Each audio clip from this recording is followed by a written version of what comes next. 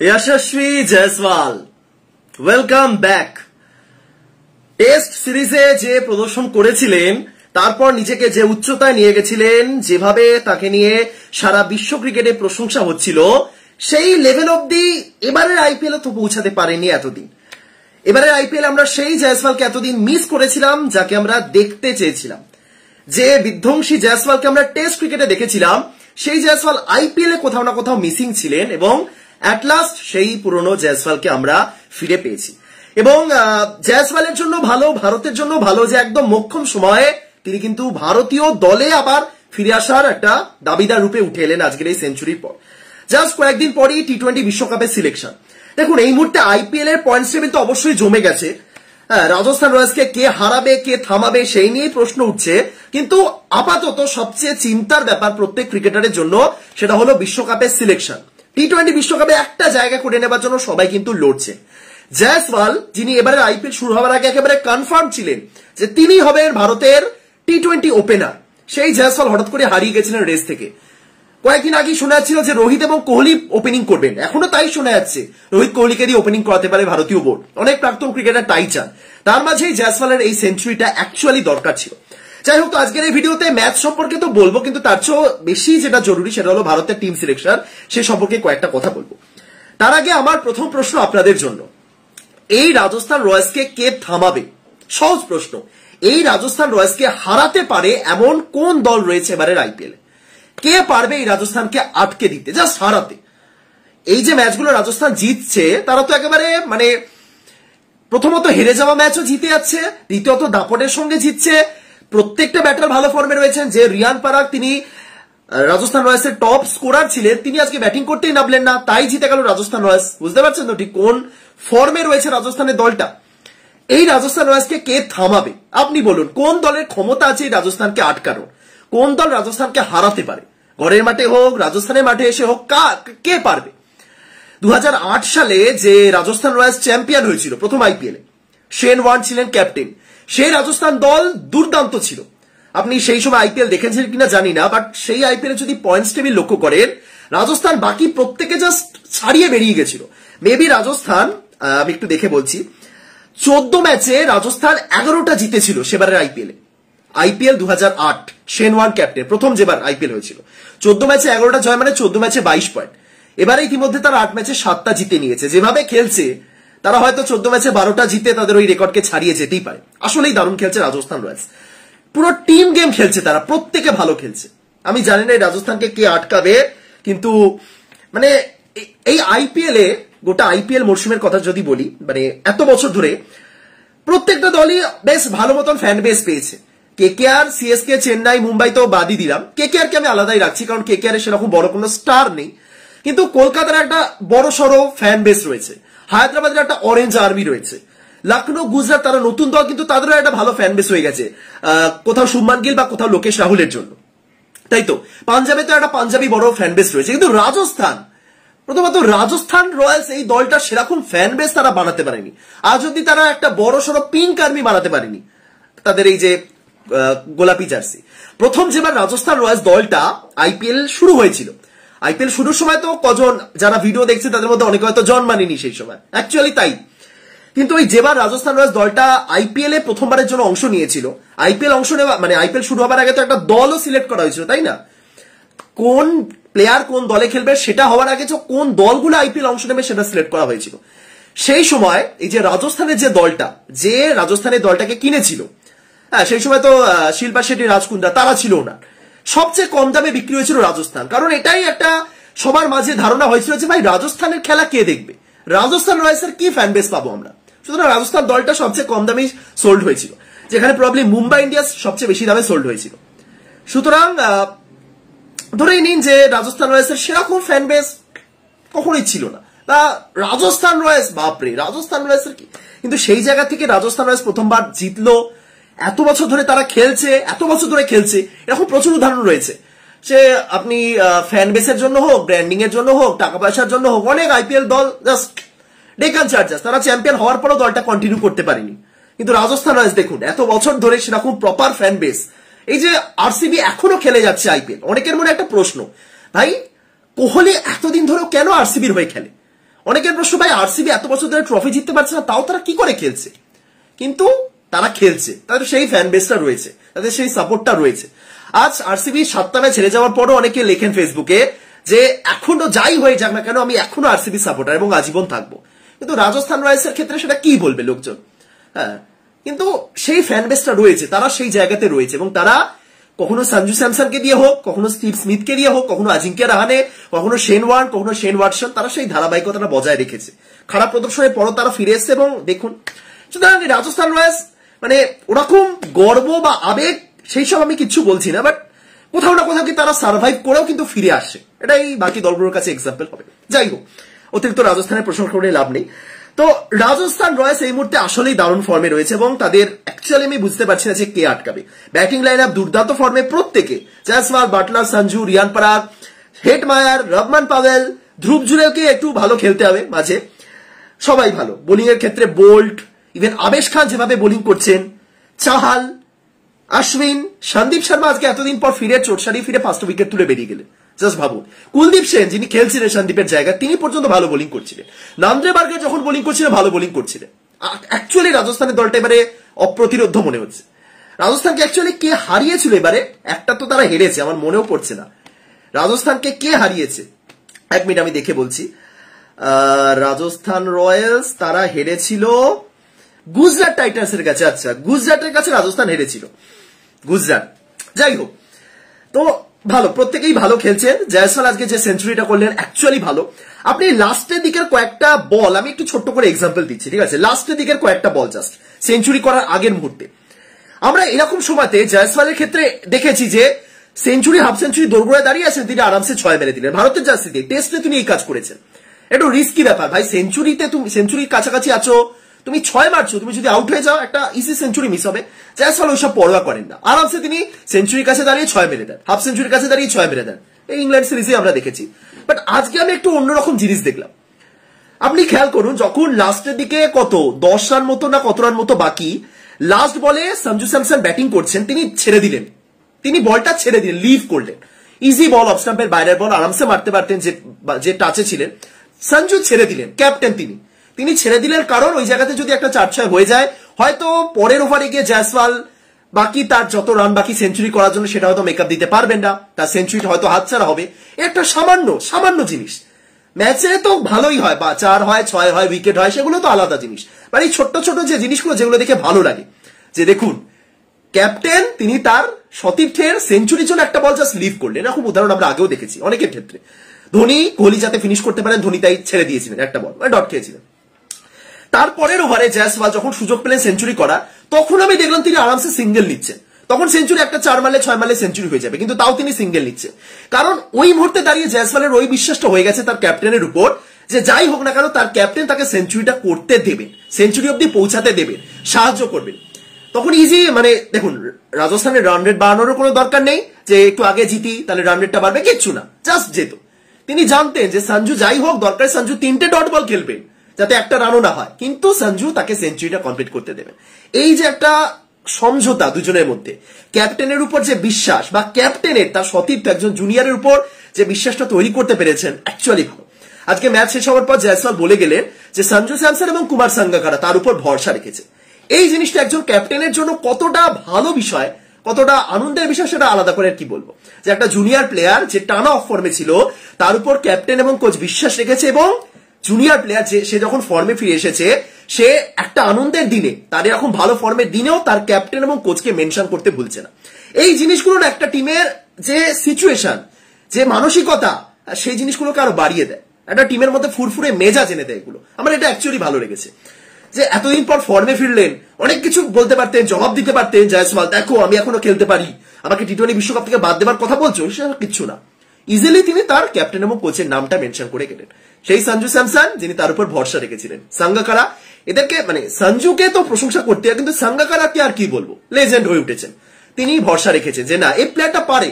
এবং দেখুন এবারে আইপিএল এ অনেকে খারাপ ফর্মে ছিলেন, অনেক প্লেয়ার যারা ভালো খেলেন তারাও খারাপ ফর্মে ছিলেন, তার মধ্যে জয়সওয়ালও একজন। কিন্তু আপনি কজাগে এরকম এক্সাম্পল দিতে পারবেন যে জয়সওয়ালকে নিয়ে ট্রোল হয়েছে, জয়সওয়ালকে নিয়ে একেবারে সমালোচনা বন্যা বয়ে গেছে, লোকে বলেছেন হয়ে গেল জয়সওয়ালকে, কারণ সেই সুযোগই তিনি দেননি। তিনি ইন্টারন্যাশনালে দুর্দান্ত প্রদর্শন করে আইপিএল এসে ব্যর্থ হচ্ছিলেন।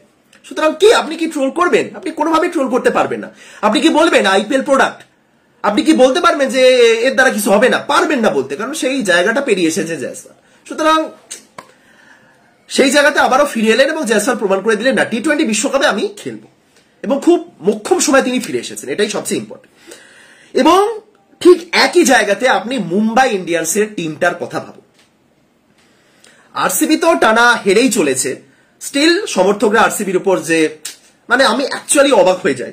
আমি মাঝে মাঝে ভাবি যে বাই মিস্টেক বা বাই চান্স যদি ফার্স্ট আইপিএল যখন শুরু হয়েছিল আমি যদি ধরে নিতাম যে আমি আরসিবি কে সাপোর্ট করব, দেখুন আমি যেহেতু আরসিবির একেবারে মানে আইপিএল এর জন্মলগ্ন থেকে ক্রিকেট দেখি বা সাপোর্ট করি, সুতরাং এমন নয় যে আমি হঠাৎ করে কোহলিকে দেখে আরসিবি কে সাপোর্ট করা শুরু করেছি, না। যখন একদম আইপিএল এর জন্মলগ্ন সেই সময় আমি যুবরাজ সিংকে দেখে, কারণ যুবরাজ আমার সেই সময় ফেভারিট প্লেয়ার ছিলেন, যুবরাজ সিংকে দেখে আমার মনে হয়েছিল যে পাঞ্জাবকে সাপোর্ট করা যেতে পারে। কিন্তু 2-3টে সিজন পর সেই ব্যাপারটা ছিল না। ঠিক আছে, যুবরাজ তো যুবরাজ, প্লেয়ারকে সাপোর্ট করতে হলে কি একটা টিমকে সাপোর্ট করতে হবে সেরকম কিছু না। সুতরাং কোনোভাবেই বা কোনোদিনই আমার সেই ব্যাপারটা আসেনি যে একটা প্লেয়ারকে দেখে আমাকে একটা দলকে সাপোর্ট করতে হবে, আসেনি, ফ্যাক্ট এটা। সুতরাং সেই জায়গাতে দাঁড়িয়ে আমি ভাবি যে যদি আমি বাই চান্স কোনোদিনও আরসিবি কে সাপোর্ট করতাম, সে যেভাবেই হোক, সে রাহুল দ্রাবিড়ের যদি আমি ফ্যান হতাম সেই সময় বা অনিল কুম্বলের ফ্যান হতাম যে কারণে আমি আরসিবি কে সাপোর্ট করবো, এই মুহূর্তে আমার সিচুয়েশন কি হতো আমি মাঝে মাঝে ভাবি যে এত কিছুর পরও সাপোর্টাররা টানা 6টা ম্যাচ আরসিবি হেরেছে। শেষ 2টো ম্যাচে আপনি আরসিবির ফেসবুক পেজে যান, আপনি দেখতে পাবেন অ্যাকচুয়ালি স্যাড রিয়াকশন পড়েছে, লাভ রিয়াকশন পড়েছে তাদের হেরে যাওয়ার পোস্টেও, কারণ তারা লড়াই করেছে। আগের দিন দীনেশ কার্তিক লড়েছেন, শেষ দিন তো জাস্ট 1 রানে কলকাতার কাছে হার। সুতরাং তাদের সাপোর্টার ফ্যান বেস রয়েছে, তাদের অনেক কিছু, তাদের ম্যানেজমেন্টকে সবাই একেবারে তুলো ধরা করে দেয় সাপোর্টাররা পর্যন্ত, কিন্তু তাদের ফ্যান বেস রয়েছে। এবার সেই জায়গাতে দাঁড়িয়ে আপনি মুম্বাই ইন্ডিয়ান্সের ক্ষেত্রে আসুন। এই মুহূর্তে মুম্বাই ইন্ডিয়ান্সের এতদিন তো তাদের পারফরমেন্স, ক্যাপ্টেন পান্ডিয়া, সবাইকে নিয়ে অনেক কিছু হচ্ছিল, সবাইকে নিয়ে প্রশ্ন উঠছিল। মাঝে এটা শোনা গেছিল যে মুম্বাই ইন্ডিয়ান্সের ভিতরে একাধিক লবি তৈরি হয়ে গেছে। মুম্বাই ইন্ডিয়ান্সের ভিতরে একাধিক লবি তৈরি হয়েছে, একটা লবিতে রয়েছে রোহিত শর্মা, একটা লবিতে রয়েছে হার্দিক পান্ডিয়া। কতটা সত্য আমরা জানি না, কিন্তু বিশ্বস্ত সূত্র, বড় বড় নিউজ মানে যারা এই আইপিএল এর খবরাখবর দেয়, সোর্স যারা, সেই সোর্স থেকে এরকম তথ্য বেরিয়ে এসেছে। সুতরাং এটা অবশ্যই একটা টিমের মধ্যে ভাঙন তৈরি করতেই পারে। অ্যাকচুয়ালি যদি সত্যি ভাঙন হয়ে থাকে সেটা বাইরে আসা এটা খুব একটা ভালো বিষয় তো নয়। তার মাঝে আপনারা তো দেখেছেন 2 দিন আগে মোহাম্মদ নবীর একটা ইনস্টাগ্রাম স্টোরি একেবারে চারদিক উত্তাল করে দিয়েছে। আমি জানি না এটা অ্যাকচুয়ালি কিভাবে হয়েছে বা কেন করেছেন নবী, আপনারা জানেন তো কি হয়েছে, যে কেউ একজন ইনস্টাগ্রামে এরকম একটা পোস্ট করেছে যে আজ মুম্বাইয়ের ক্যাপ্টেন নবীকে দিয়ে একটা বোলিংও করালো না, একটা বলও করালো না, সেখানে নবী ইন্টারন্যাশনালে বা যে কোনো টি-20 ম্যাচে অবশ্যই 3-4টে ওভার করে দেবেন। এবং নবী সেই পোস্টটা ইনস্টাগ্রামের স্টোরিতে শেয়ার করেছেন, এটা একেবারে আনএক্সপেক্টেড। আমি নবীকে দোষ দিচ্ছি না, নবী করেছেন এমনটা আমি বলছি না। হতে পারে নবীর ইনস্টাগ্রাম পেজ একজন ম্যানেজার চালান, সেটাই স্বাভাবিক, একজন প্লেয়ার ইনস্টাগ্রামে এরকম পোস্ট কখনো শেয়ার করবে না। কিন্তু এই পোস্টে যখন শেয়ার হয়েছে বুঝতে পারছি টিমের ভিতরের অবস্থাটা কি জায়গাতে পৌঁছেছে। আরো একটা জিনিস আপনাদের বলছি, আপনারা এগ্রি নাও করতে পারেন। কয়েকদিন আগেই যে কথাটা শোনা গেছে যে ভারতীয় দল চাইছে হার্দিক পান্ডিয়াকে একজন বোলার রূপে দেখতে, মানে বোলার রূপে না, মানে অলরাউন্ডার রূপে দেখতে, এবং সেই কারণে তারা চায় হার্দিক যেন নিয়মিতভাবে আইপিএল এ বোলিং করুন। আবার আমি বলছি, আমি কাউকে সমালোচনা বা বিষয়টা ওইদিকে নিয়ে যেতে চাইছি না, কিন্তু কয়েকটা সহজ প্রশ্ন, সিম্পল প্রশ্ন আপনারা একটু ভাবুন মন দিয়ে, যে ভারতের ক্যাপ্টেন রোহিত শর্মা, ভারতের কোচ নির্বাচক অজিত আগারকার, এই দুজন নাকি একটা মিটিং এর মাধ্যমে এই সিদ্ধান্তে এসেছেন যে হার্দিক পান্ডিয়াকে নিয়মিত আইপিএল এ বোলিং করতে হবে যাতে তিনি ভারতের প্লেইং ইলেভেনে একটা জায়গা পাকা করতে পারেন। ব্যাপারটা কতটা জটিল আপনি বুঝতে পারছেন। মুম্বাইয়ের ক্যাপ্টেন, যার আন্ডারে রোহিত খেলেন মুম্বাই দলে, সেই রোহিত চাইছেন হার্দিক যেন মুম্বাইয়ের হয়ে বোলিং করে। কতটা জটিল, এর চেয়ে জটিল বিষয় তো সাধারণত গণিতের প্রশ্ন হয় না। তুমি যে ক্যাপ্টেনের আন্ডারে মুম্বাইতে খেলছো, সেই ক্যাপ্টেন মুম্বাইয়ের হয়ে বোলিং করবে কি করবে না সেটা তুমি ডিসাইড করছো, এবং তার উপর ভিত্তি করে তুমি সেই প্লেয়ারটাকে ইন্ডিয়ার টিমে খেলাবে।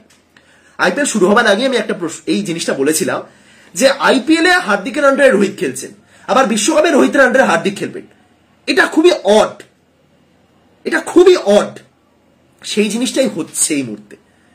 এটা কতটা মানে অস্বাভাবিক আপনি বুঝতে পারছেন না, যে রোহিত এবং আগারকার এই সিদ্ধান্তে যদি গিয়ে থাকেন যে হার্দিককে বল করতে হবে, সেটা অ্যাকচুয়ালি টিমটার মানে বর্তমানে মুম্বাই ইন্ডিয়ান্সের পার্সপেক্টিভ থেকে আপনি বিচার করুন যে রোহিত তিনি সিদ্ধান্ত নিচ্ছেন যে হার্দিককে বোলিং করতে হবে যাতে ভারতীয় দলে হার্দিক সুযোগ পান, এবং সেই হার্দিক যার আন্ডারে রোহিত মুম্বাইতে খেলছে। এটা তো আমি কল্পনা করতে পারছি না যে এটা কিভাবে হতে পারে, মানে ঠিক কতটা বাজে জায়গাতে রয়েছে। এটা ভারতের ক্ষেত্রেও খারাপ, ভারতীয় দলের ক্ষেত্রেও খারাপ। এই মুহূর্তে মুম্বাইকে নিয়ে আমার ভাবা কিছুই নেই, কিন্তু ভারতীয় দলের ব্যাপারটা বুঝতে পারছেন কি হতে চলেছে। সুতরাং এটা মুম্বাই ইন্ডিয়ান্সের সিচুয়েশনটা খারাপ।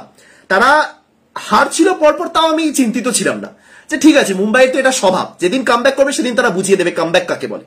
কিন্তু এই মুহূর্তে যে জিনিসগুলো মুম্বাই ইন্ডিয়ান্সে চলছে, আজকে মুম্বাই রাজস্থানের কাছে হেরে গেছে, আমি হার নিয়ে একটু বিন্দুমাত্র চিন্তিত নই। সামনে টি-20 বিশ্বকাপের সিলেকশন এবং টিমের অভ্যন্তরীণ যে পরিস্থিতি সেটা নিয়ে আমি চিন্তিত। সেই জিনিসটা ঠিক হচ্ছে মুম্বাই ইন্ডিয়ান্সের দলে, এটাই হলো আসল প্রশ্ন। বাকি মুম্বাই ইন্ডিয়ান্সের এবং যে জিনিসটা এই এতক্ষণ ধরে যেটা বললাম যে হার্দিককে বোলিং করতে হবে, এবং এটা মেবি হার্দিক পান্ডিয়াও বুঝতে পারছেন, এবং সেই কারণে তিনি আজকে প্রথম ওভার বোলিং করতে চলে এলেন। 2 ওভার করেছেন, 2 ওভার 21 রান। ব্যাট হাতে তো তিনি অ্যাকচুয়ালি পারছেন না, যেখানে টিম খুব ভালো জায়গায় দাঁড়িয়ে ছিল। টিম ডেভিডকে তিনি রেখে নিজে এলেন ব্যাটিং করতে, অবশ্যই এটা কনফিডেন্স তার মধ্যে আছে, এবং সেখান থেকে 10 বলে 10 রানের ইনিংস। তিনিও জানেন ইনিংসটা খেলার মানে একেবারেই খেলা উচিত হয়নি, আরো বেটার করতে হতো। তিনি জানেন তিনি কি করতে পারেন। সুতরাং টিমটার অবস্থা অ্যাকচুয়ালি ঠিকঠাক নয়। কি বলবো আমি, তিলক ভার্মা ভালো খেলেছেন, নেহাল ওয়াদিরা এতদিন পর নেমে ভালো খেলেছেন, কিন্তু টিমটা কোথাও না কোথাও গিয়ে হারিয়ে যাচ্ছে। এবং আইপিএল এর মঞ্চে এরকম মুম্বাই ইন্ডিয়ান্স অ্যাকচুয়ালি যাই হোক। এবার তাহলে ছোট্ট কয়েকটা প্রশ্ন ভারতীয় দলকে কেন্দ্র করে। প্রথম প্রশ্ন সহজ, রোহিত কোহলি নাকি রোহিত জয়সওয়াল? আপনারা জানান, লিখে জানান কমেন্টে। রোহিত কোহলি নাকি রোহিত জয়সওয়াল, কোন দুজনকে আপনারা ভারতের ওপেনার হিসেবে দেখতে চান? সিম্পল।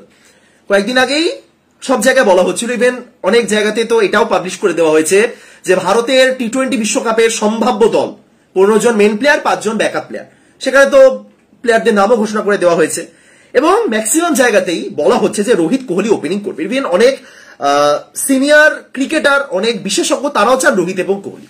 বাট আজকে রোহিত জয়সওয়াল যে ইনিংসটা খেললেন, তার ভিত্তিতে যদি রোহিত জয়সওয়ালকে দিয়ে ওপেনিং করায় ভারতীয় বোর্ড ম্যানেজমেন্ট, করাতেই পারে, আমার কোনো সমস্যা নেই। কিন্তু রোহিত কোহলি এবং রোহিত জয়সওয়াল দুটো সম্পূর্ণ ভিন্ন অ্যাপ্রোচের জুটি হতে চলেছে।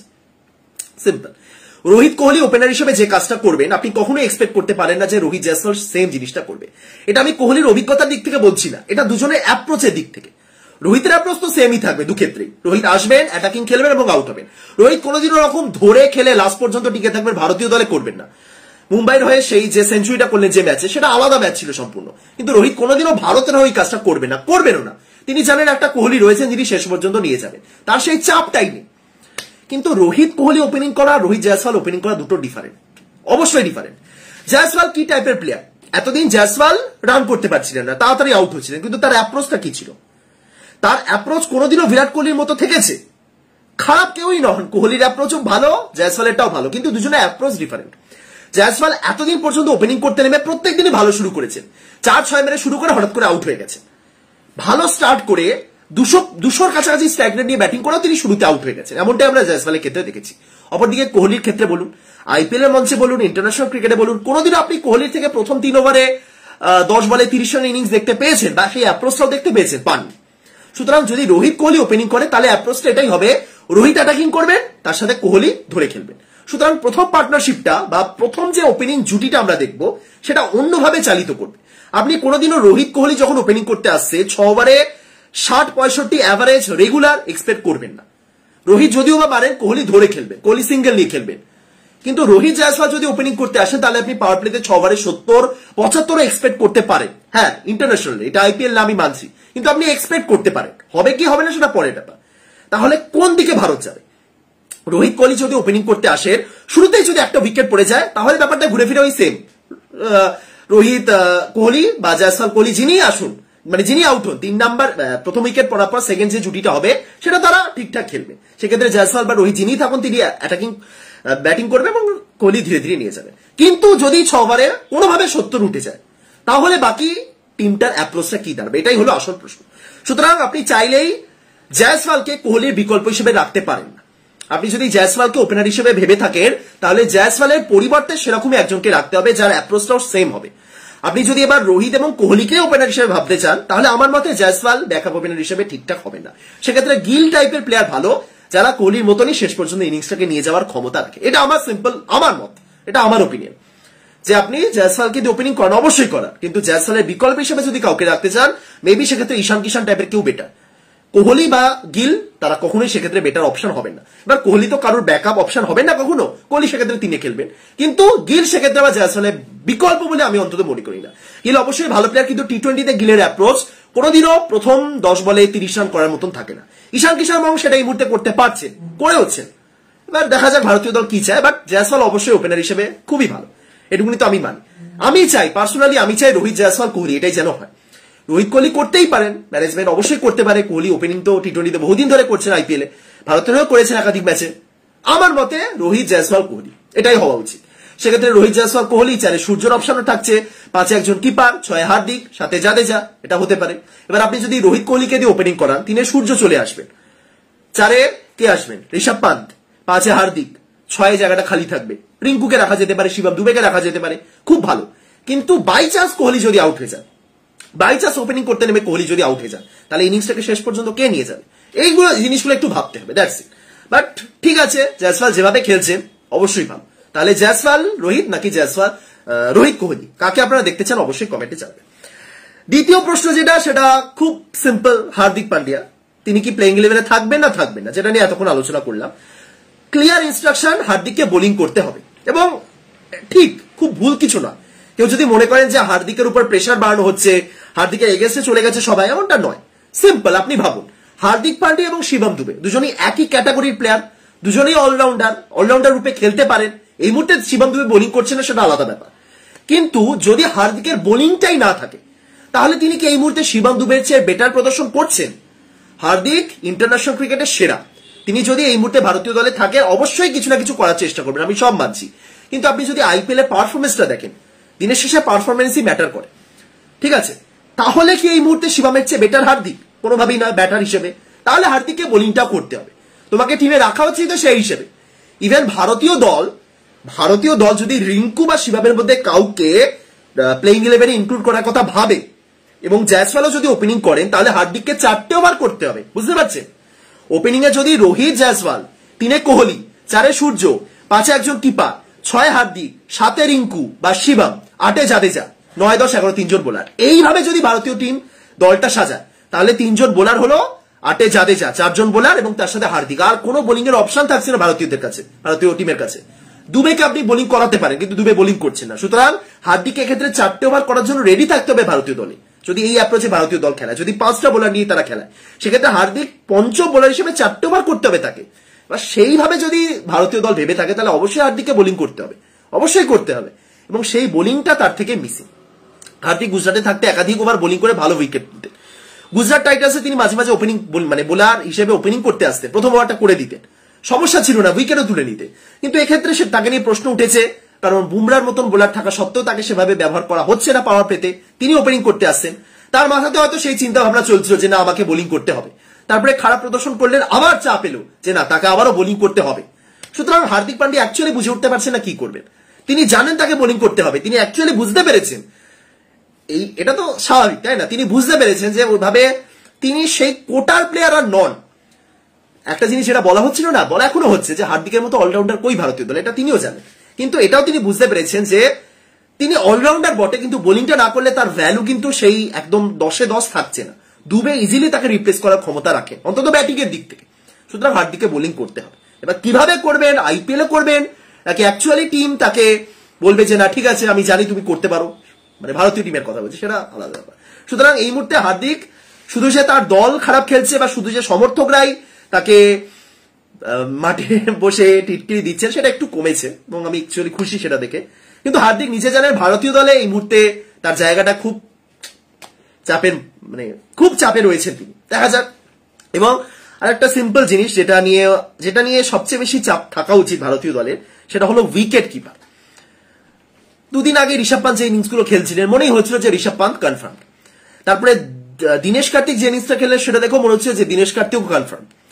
সঞ্জু যে ইনিংসগুলো খেলছেন দিনের পর দিন, সেটা দেখো মনে হচ্ছে সঞ্জু কনফার্ম। এবার তাহলে অনেকে বলবেন যে ভাই এতগুলো উইকেট কিপার ভালো খেলছে, তাহলে সমস্যাটা কি? সমস্যাটা এটাই, যারা ভালো খেলছে সবাই ভালো খেলছে, কিন্তু ভারতীয় দলে আসার পর কজন ভালো খেলবে এটা নিয়ে হচ্ছে প্রশ্ন। এটা পূর্ব অভিজ্ঞতা থেকে আমি বলছি। খুব এই যে দীনেশ কার্তিককে সবাই বলছেন যে তিনি একেবারে জায়গা কনফার্ম করে নিয়েছেন, অনেকেই যে বলছেন না ভাই দীনেশ কার্তিকের দরকার নেই। অনেকে বলতে পারেন কেন দরকার নেই, দীনেশ কার্তিক আরসিবির প্লেয়ার বলে তুমি আরসিবি কে হেড করো তাই বলছো না, লজিক কিন্তু তাদের কথাতেও রয়েছে। দীনেশ কার্তিক এই মুহূর্তে নির্বাচকদের পার্সপেক্টিভ থেকে যদি বলি পুরো 50-50 ঝুলে আছেন। এত ভালো খেলার পরও যে তিনি 70-30 এগিয়ে গেছেন এমনটা নয়। প্রথমত দীনেশ কার্তিক 2 বছর পর ফিরছে, এটা মাথায় রাখতে হবে, তিনি ইন্টারন্যাশনাল ক্রিকেট 2 বছর খেলেননি। দ্বিতীয়ত দীনেশ কার্তিক আগের বারও আইপিএলে দারুণ খেলেছিলেন, যে কারণে তাকে টিমে নেওয়া হয়েছিল হঠাৎ করে, তার পারফরমেন্স ভালো ছিল না। তৃতীয়ত দীনেশ কার্তিক কোন জায়গাতে খেলবে, তার ভূমিকাটা কি হবে, এই প্রশ্নগুলো কিন্তু থাকছে। কারণ আপনি যদি দীনেশ কার্তিককে এই টিমে 6 নম্বরে ফিট করতে চান খুব একটা ভালো অপশন হবে না, কারণ দীনেশ কার্তিক খেলতেই আসছেন 8 নম্বরে। হ্যাঁ অবশ্যই তিনি যদি 8 ওভার খেলার সুযোগ পান সেখানেও ভালো খেলবেন, আমার বিশ্বাস আছে, কিন্তু ভারতীয় টিমে তো তিনি জায়গাটা করতে পারছেন না। 5 নম্বর অব্দি যদি কিপারের অপশন থাকে তাহলে দীনেশ কার্তিক কোন জায়গাতে ফিট হবে। আপনি এই টিমে 1, 2, 3, 4 রোহিত, জয়সওয়াল, কোহলি, সূর্য, 5-এ আপনার কিপার হিসেবে পান্থ ফিট হয়ে আছে। যদি কিপার পান্থ নাও খেলেন, আমি ধরলাম 5-এ হার্দিককে পাঠানো হচ্ছে, 6-এ রিঙ্কু যাবে, তারপরে কার্তিককে নামানো হবে, এটা কি ঠিক টিম হচ্ছে? কোনোভাবে গিয়ে ভারতীয় দল কিন্তু কম্বিনেশন ঠিকঠাক পাচ্ছে না। তারপরে জাদেজা রয়েছে, বা জাদেজাকেও আগে পাঠিয়ে কার্তিককে আটে, এই প্রশ্নগুলো থাকছে ভারতীয় দলে। আইপিএল সবকিছু কিন্তু আইপিএল এর উপর ভিত্তি করে হয় না, তুমি আইপিএল যেমন খেলছো ভারতীয় দলও তাই খেলবে, টিম কম্বিনেশনই তো বদলে যাচ্ছে, তাই না? অপরদিকে জিতেশ শর্মা, যিনি আপনি তো দেখছিলেন এই আইপিএল এর আগে ভারত কি কি খেললো, আফগানিস্তান সিরিজ খেললো, Australia series, south Africa series, একাধিক ম্যাচে আমরা জিতেশ শর্মাকে দেখেছিলাম। মানে ভারতের প্ল্যানটাই ছিল যে জিতেশকে টি-20 বিশ্বকাপে খেলাবো, সেই জিতেশ হঠাৎ করে অফ ফর্মে চলে গেলেন। সঞ্জু যিনি ব্যাকআপ কিপার হতে পারেন, তিনি ভারতীয় দলে একাধিক সুযোগ পাওয়ার পরও ব্যর্থ। এবং আবারও বলছি, ভারতের টিম কম্বিনেশনে কিপারের জায়গা কোথায়? 5 ম্যাক্সিমাম, মানে মিনিমাম 5-এ, তার আগে কে আসছেন? আমি যদি ধরলাম রোহিত কোহলি ওপেনিং করছেন, তাহলে 4-এ সূর্য, রোহিত কোহলি ওপেনার, 3-এ সূর্য, 4-এ কিপার, মিনিমাম 4 নম্বরের, মানে মিনিমাম না, আপনি 4 নম্বরের আগে নামতে পারবেন, এটাই হচ্ছে আসল ব্যাপার। আপনি 4 নাম্বার পজিশনের আগে নামতে পারছেন না কিপার হিসেবে।